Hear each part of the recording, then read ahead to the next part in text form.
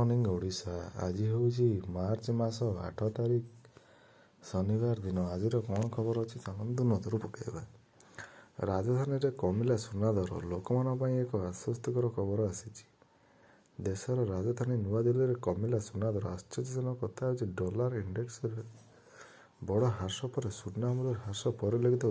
विशेषज्ञ मत आगामी दिन में सुनार मूल्य आहरी वृद्धि पाइपर। आसनु जाना देशर राजधानी दिल्ली में सुनार मूल्य केते होइछि।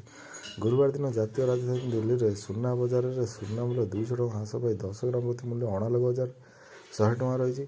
99.9% शुद्ध सुना पूर्व 10 ग्राम प्रति मूल्य 99,300 टଙ୍କା थिला।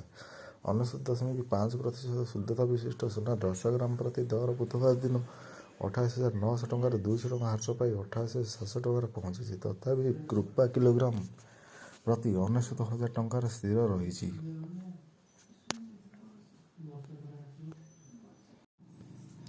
ବର୍ତ୍ତମାନର ବଡ଼ ଖବର ମାଡ଼ି ଆସୁଛି ବର୍ଷା ଏହି ଜିଲ୍ଲାରେ ଛେଚିବ।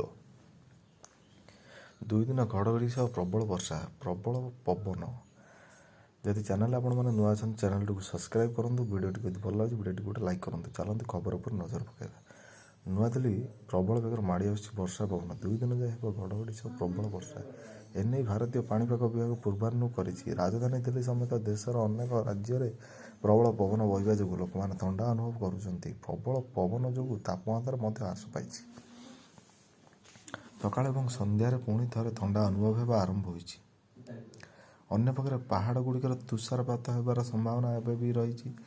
କ୍ଲାଇମେଟ୍ ରିପୋର୍ଟ ଅନୁଯାୟୀ ଗତ ସପ୍ତାହ ମଧ୍ୟରେ ଦିନ ଏବଂ ରାତିର ତାପମାତ୍ରାରେ ବଡ଼ ପରିବର୍ତ୍ତନ ଘଟିଛି। ମାର୍ଚ୍ଚ 9 ତାରିଖରେ ଏକ ପଶ୍ଚିମା ବାୟୁ ଉତ୍ତର ଭାରତରେ ପ୍ରଭାବ ପକାଇବ, ଯାହା ଫଳରେ ପାହାଡ଼ିଆ ଅଞ୍ଚଳରେ ବର୍ଷା ଏବଂ ତୁଷାରପାତ ହେବ ଏବଂ ସମତଳ ଅଞ୍ଚଳରେ ଥଣ୍ଡା ପବନ ବହିବ।